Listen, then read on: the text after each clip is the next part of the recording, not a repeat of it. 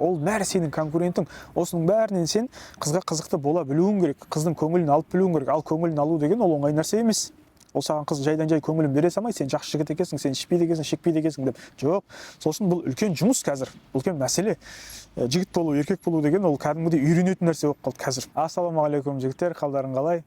Ютубқа шықпағалы біраз болды. Көп жігіттер сұрап жатыр, қашан видео шығады, қандай видео шығады дегендей. Сол үшін қазіргі актуалды болып жатқан бір-екі тақырыпты қозғайтын боламыз. Бұл қандай тақырыптар дейтін болса, қандай қызды таңдаймыз? Көп жігіттер осы жерде қателеседі. Немесе қызбен қалай дұрыс қарым-қатынас жасаймыз? Қызды қалай тексереміз? Қазіргі қыздардың қалауы қандай? Осы сұрақтарды рет-ретімен жабатын боламыз бүгін. Сол үшін видеоның соңына дейін қара. Ұнаса лайк бас, комментарий қалдыр. Өзіңнің жеке сұрағың болатын болса, оны да комментарий қалдырсаң болады. Біз барынша жауап беруге тырысамыз. Олай болса біз кеттік. Видеоны бастамас бұрын мынандай сұрақ бар. Егер мен өзімнің бір затыма, дүниеме, көлігім болсын, телефоным болсын, мына камера болсын, киіміме, мысалы аэропорттағы бір багажыма, соған жауаппен қарайтын болсам, соны жоғалып кетпеуіне, соның машинаның сынып қалмауына, сырылып қалмауына, мысалы киімнің былғанып қалмауына деген сияқты сондай мәселелерге жауапкершілікпен қарайтын болсам, ол не деп аталады? Қоғамда дұрыс саналады, яғни дұрыс, өзінің затына ие болып жүр, өз затына, өз мүлкіне қарайды екен, яғни бұл жауапкершілік деп аталады. Ал егер мен тура осы жауапкершілікті өзімнің жүріп жүрген болашақ қызыма, болашақ әйеліме, немесе жалпы әйеліме қарайтын болсам, қадағалайтын болсам, ол кіммен сөйлесіп жүр, ол не тыңдап жүр, қандай ақпарат алып жүр, оның ортасы қандай, не киіп жүр, кімдермен араласып жүр деген мәселені қарайтын болсам, бұл абьюзер, тиран, сразу қазір тілмен айтқанда бір қоғамға жақпайтын бір еркек болып шығасың. Бұл қашаннан бері басталды деп ойлайсыңдар? Осы нәрсе кім шығарды бұл уақытта? Осыған жауап беріп көріңдерші, егер осы тақырып қызық болатын болса. Өйткені көп проблема осыдан шығып жатыр қазір қоғамда. Қыз бен жігіттің проблемасы, үйлену, ажырасу осыдан басталып жатыр. Сол үшін осы тақырыпты тереңірек қозғаймыз, егер қызық болатын болса. Бірақ бұған дейін сендердің ойларың керек, сол үшін комментарийге жаза кетсеңдер болады. Енді видеоға айтатын болсақ, қалай қызды таңдаймыз деген сұрақ бірінші. Қазір мысалға ажырасу көп болғаннан кейін адамдарда екінің бірі ажырасып жатыр ғой қазір. Сол жерде жігіттерде де қыздарда да қорқыныш бар, қазір бұл жігіт точно осындай жігіт болып шыға ма, ертең өзгеріп кетпей ма, бұл қыз точно осындай ма, бұл қыз ба, қыз емес па, бұның арты таза ма, таза емес па, ертең өйстіп жүріп қалай болады екенбіз деген сияқты бір қорқыныш үрей қалыптасып қалған. Біз де сол ажырасатындардың қатарына қосылмаймыз ба деген сияқты. Сол үшін қазір талап өсіп кеткен, таңдау көп болып кеткен кезде бұл да бір үлкен бір актуалды проблема болып тұр қазір. Үйлену бір проблема болса, үйленіп алғаннан кейін екінші проблема басталады. Енді өзің красавчик болып жүретін болсаң, көбінде өзің красавчик, өзің жүріс-тұрысың бәрі әдемі болатын болса, красавчиктер красавицаларға үйленген дұрыс негізінде. Өйткені сен өзің қарапайым жігіт болып, бірақ сондай сұлу қызды қалайтын болсаң, ертең үйленіп алғаннан кейін, немесе жүріп жүрген кезде сенің бүкіл назарың, фокусың, ойыңның бәрі сол қызды аңду болады. Кейін ол әйелің болса, тем более. Қайда жүр, кіммен жүр, телефонда сәл бірді шыртыта қалса, соны аңдып қарап жүретін жігіттер, ол уже дұрыс емес деп ойлаймын. Мен тәжірибемде болған нәрсе бұл. Көргем, шілей әдемі қыздар кейде жігіттің есін шығарады. Оны өздерің де білесіңдер ғой енді. Бұл енді внешкаға қатысты айтып отқан ғой. Көбісі енді жігіттер әдемі қызды қалайды ғой. Дұрыс қой енді әдемі қалау, бірақ осының да ортасын білген жақсы. Екінші мәселе, тең-теңмен дейді ғой қазақта, терезесі тең. Сенмен құндылықтар бір, материалдық жағдай мүмкіндігінше тең болған адамды таңдаған дұрыс қазірден бастап. Әрине енді көбісі ойлайды, байдың қызын алу керек, жаңағыдай бір оққан-шоққан қызды алу керек, ертең сені асырайды дегенде бір қате түсінік бар. Қалай айтсам болады, бір байдың қызын алсаң, жаңағыдай қайын жұрт көмектеседі ертең деген сияқты бір тағы да ондай түсініктер бар. Оның бәрі рас, оның бәрі бар нәрсе. Бұның бәрін біз негізі жабық сабақтарымызда немесе жеке консультацияларда ашық айтамыз да. Негізі бұл айтылмайды ғой общий. Мысалға, жігіттер бәрің байдың қызын алдар, немесе байдың қызын алмаңдар, немесе бәрің әдемі қыз алыңдар, немесе қарапайым қыз алыңдар деген сияқты общий айтылмайды.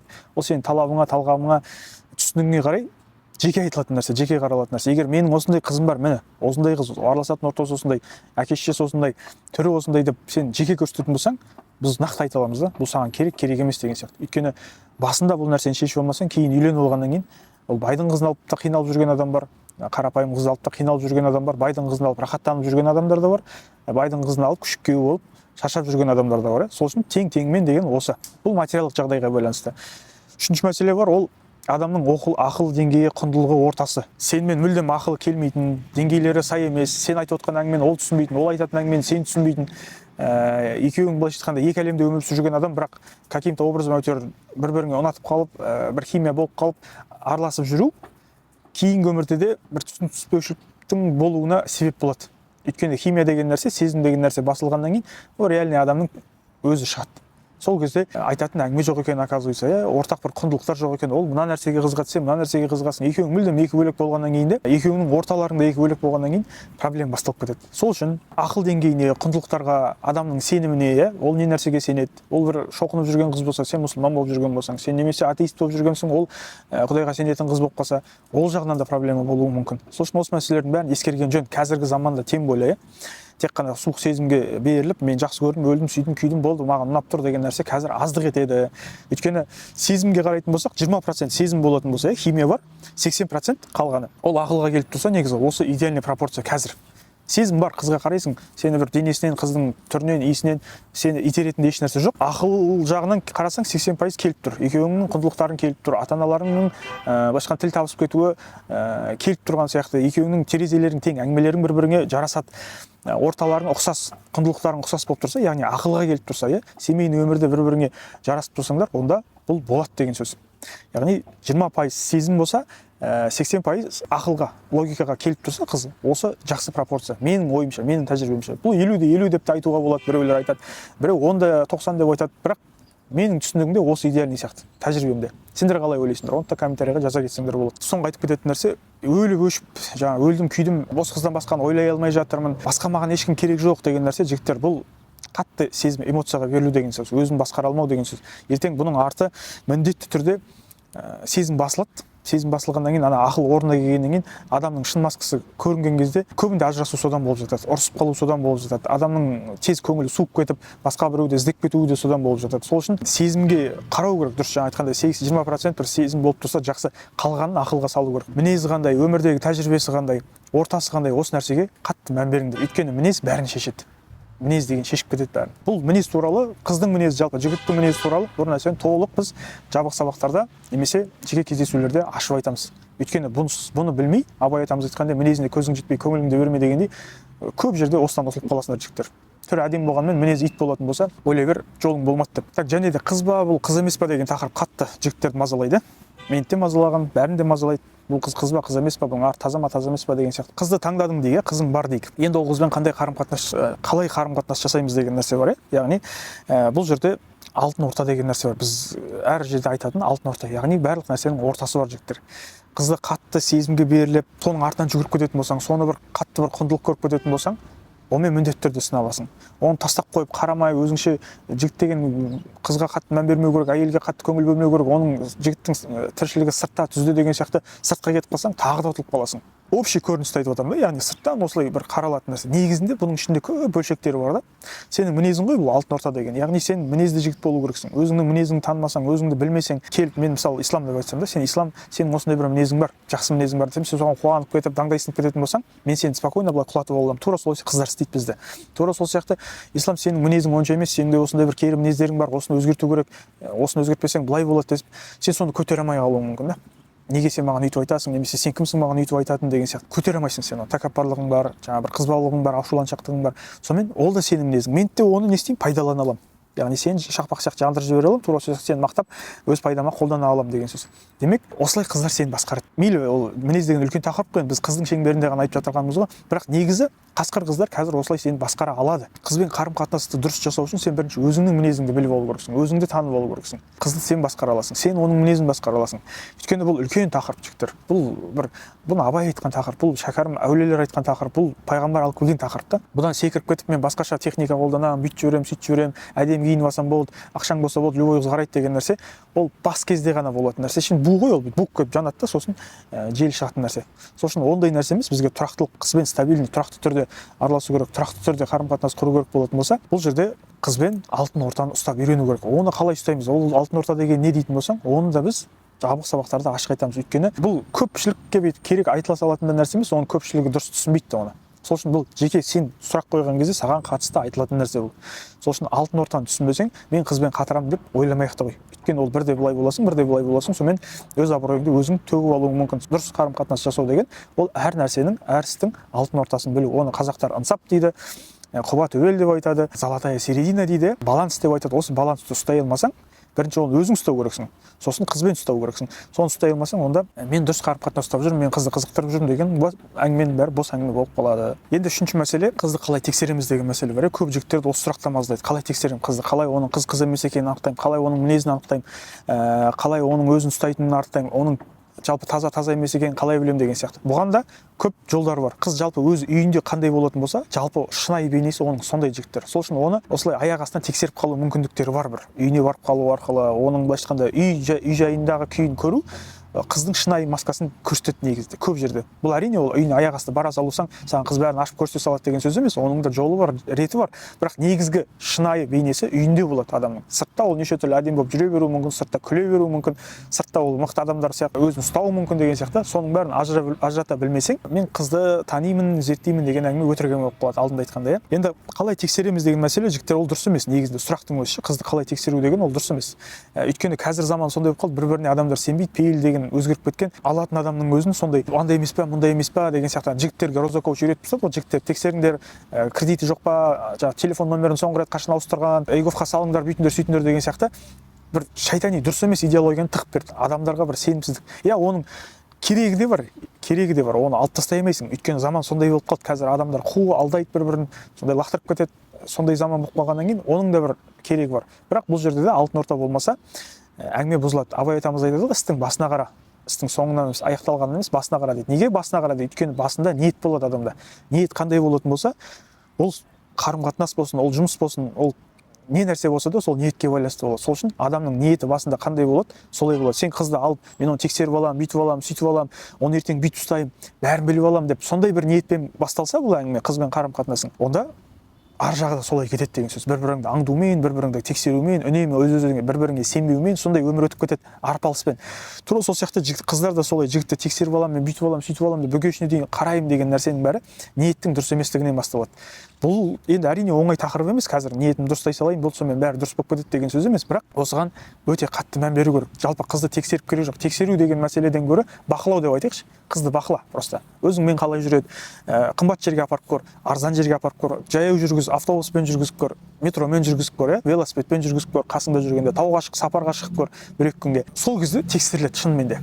Өзі адамны білудің екі жолы бар дейді ғой, өзі досыңды танығың келсе, екі нәрсемен, біреуі сауда саттық, яғни ақша ал, ақша бер, қарым-қатынасқа түс, екіншісі онымен ұзақ сапарға шық дейді. Өйткені осы екеуінде адамның шынымен де кім екені, қандай екені, оның жауапкершілігі, оның сенімді, сенімсіз екені, оның қаншалықты тұрақты екені, оның қаншалықты саған көңіл ауып тұрғаны, жанашыр екені, осының бәрі көрініп қалады. Ұзақ сапарда немесе алыс-берісте. Енді әрине қызбен жұмыс жасап алыс-беріс жасай алмайсың. Демек екінші вариант бізде не? Онымен әртүрлі сапарға шығып көру немесе әртүрлі бір жағдайларға қызды салып көру. Сол кезде шынымен де бақылау арқылы оның әр жерде мінезі көрініп қалады. Осы жерде сен шынымен де ол қызды бақылай аласың, қыздың бір сырын көріп қалуға болады деген сөз. Енді оны қалай тексереміз, ол қалай жасалады дейтін болсаң, оның мың түрлі техникасы бар, мың түрлі жолы бар. Оны да біз жеке сөйлескен кезде немесе арнайы сабақтарда айтып беретін боламыз. Енді соңғысы, қыздардың қалаулары қандай қазіргі. Байқасаң интернетте уже ашсаң көрініп тұр, TikTok'та ашсаң да, Instagram'да ашсаң да, әр қыздың өзінің қалауы өзінің Instagram парақшасында тұр негізінде. Біреу тұрмыс құрмай еркін өмір сүруді қалайды, біреу тез тұрмыс құрғысы келеді, біреу бала сүйгісі келеді, біреу шетел аралап, ел аралап қыдырып жүргісі келеді, психолог болғысы келеді дегендей, біреу бай болғысы келеді, блогер болғысы келеді, ақша тапқысы келеді, танымал болғысы келеді деген сияқты әркімнің қыздың өзінің негізі Instagram'ын ашып қарайтын болсаң, TikTok'ын ашсаң, сол жерде көп қалауы өзі көрініп тұрады, білініп тұрады. Әрине енді бәрі өз қалауын сала береді, ол жерге ашық жаза береді деген сөз емес, бірақ негізгі жалпы қыздардың қалауы не? Жақсы өмірді қалайды. Көп қыз жақсы өмірді қалайды. Бұзылған қыздар дегенде ол жаман қыз деген сөз емес. Именно болмысы, ойы, фитрасы бұзылған қыздар нені қалайды? Жеңіл ақша табуды қалайды, жеңіл өмірді қалайды, хайпты қалайды, өздеріне көп вниманияны қалайды. Осы жерде бізге ең керек нәрсе мәселе қыз нені қалайды деген емес, мәселе сен таңдаған қыз нені қалайды. Осыны қалау бірінші біліп алу керек. Екінші мәселе сен нені қалайсың, сен қандай қызды қалайсың, осыны түсініп алу керек. Өз қалауыңа қарай дұрыс қызды іздейсің сен. Өзіңді желпілдеп әр нәрсені жеңіл нәрсені қалап жүрген болсаң, сондай қыздарға көңілің ауады. Өзің үй болуды, семья болуды ойлап жүрген жігіт болсаң, онда сондай қыздарды көзіңе көріне бастайды. Демек, өзің бірінші анықтап алатын болсаң, оның артынан сол қалауыңа сай қызды қарайсың. Сол қыздардың қалауы көбінде саған ұқсас болып жатады. Өйткені өзің қалаған қыз, по-любому оның өмір сүру образы, ойлауы, өмір сүру деңгейі бәрі сенікімен сай болып тұрады. Сол үшін бұл жерде бірінші өзің анықтап ал. Екінші, сол қыздың қалауын қара. Инстаграмын зертте, кіммен сөйлеседі, кімдерге подписаны, кімдерге лайк басады, соны бір қарап көр. Енді бұл сыртқы образын айтып жатқаным ғой. Кейін араласа жүріп уже ол біліне бастайды оның нені қалайтыны. Әрине қазір көп қыздар теңдікті қалайды, еркекпен бірдей сөйлегісі келеді, еркекпен бірдей болғысы келеді, құқықты қалайды деген сияқты. Ол жақсы, бірақ осы нәрсені толық ажыратып алмасаң, бұл теңдік деген нәрсе не, феминизм қайдан шыққан нәрсе, бұл қазіргі қоғамда қалай көрініс табады, саған қалай әсер етеді, кейінгі болашақ өмірде қалай әсер етеді, қыз бен жігіт болып жүрген кезде бұл теңдік деген мәселе қаншалықты әсері бар, сенің конкуренттерің кім жалпы? Теңдік деген ол да сенің конкурентің, феминизм ол сенің конкурентің. Көбісі ойлайды ғой, менің конкурентім тек қана жігіттердің. Жоқ, Инстаграм сенің конкурентің, Инстаграмда қыздар сенің конкурентің, сериалдар сенің конкурентің, феминизм сенің конкурентің, басқа бір идеология сенің, кино, мода, ол бәрі сенің конкурентің. Осының бәрінен сен қызға қызықты бола білуің керек, қыздың көңілін алып білуің керек. Ал көңілін алу деген ол оңай нәрсе емес. Ол саған қыз жайдан жай көңілін бере салмай, сен жақсы жігіт екенсің, сен ішпейді екенсің, шекпейді екенсің деп. Жоқ. Сосын бұл үлкен жұмыс қазір, үлкен мәселе. Жігіт болу, еркек болу деген ол кәдімгідей үйренетін нәрсе болып қалды қазір. Мәдениет бар кәдімгідей, еркектердің қыздармен сөйлесу үлгісі, мәдениеті бар. Сол нәрсені қалыптастыру керек, қазір сол нәрсені ояту керек. Ол жоқ болып кеткен қазір. Қазақтың мәдениеті бар, соны ояту керек. Енді осы тақырыптар біз шетін түртіп айтып кеттік, бірақ бұны тереңірек ашып талдап, осы адамның санасын, ойын өзгертетін біздің арнайы курстарымыз бар. Бізде осы 2019 жылдан бері 7 курс жүрген екенбіз, жалпы 7 курс. Сол 7 курсты біз қазір 85% жеңілдікпен беріп жатырмыз. Ол курстан не аласың? Жалпы қыздың көңілін қалай алу керек? Қыздың көңіліне не әсер етеді? Табиғи жолмен, оны манипуляциямен, алдаумен, зерттеумен емес, шынайы табиғи жолмен. Жақсы тағдыр деген нәрсе бар. Соны қалай ұтып алуға болады? Алладан қалай дұрыс сұрау керек, не арқылы сұрау керек жақсы қызды? Ол жақсы қызды қалай бағалау керек? Оның қалай айтқанда махаббатын алу керек деген нәрсе бар. Немесе ол қыз өз махаббатын беретін кезі болады. Ол мүлдем басқа тақырыптар. Күнделікті естіп жүрген бір тақырып емес, ол бір рухани бір сеансқа кіріп кететін терапия әңгіме емес, сказка емес, шынайы өмірде болып жатқан дұрыс өмір сүру образы. Үлкендердің тәжірибесімен бекітілген, солардың былайша айтқанда печатьмен ұрылған, нақты дәлелденген тақырыптарды біз қозғайтын боламыз. Тек қана қыздың тақырыбы емес, жалпы өзіңе қатысты барлық тақырыптарды осы 7 курстан сен ала аласың. Үйленуің бар, жүруің бар, не айтам, не жазам, қалай киінем, қай свиданияда не істеймін, осы тақырыптардың бәрін сен 85% жеңілдікпен алатын боласың. Сол үшін бұл мүмкіндікті жіберіп алма. Бұл біздің бір арнайы аз уақытқа ғана қойған неміз. Осы видеоны көрген жігіттер ғана бұл мүмкіндікті ала алады. Үйленбей тұрып, үйленуге дайындалып, аз-маз былайша айтқанда шығынмен, құрбандықпен үлкен мәселені ұтып алу мүмкіндігің бар. Осы курстарды алу арқылы. Неге бұл курсын пихат етіп отыр ғой, анау ғой, мынау ғой деп әркім өз білгенін айта берсін.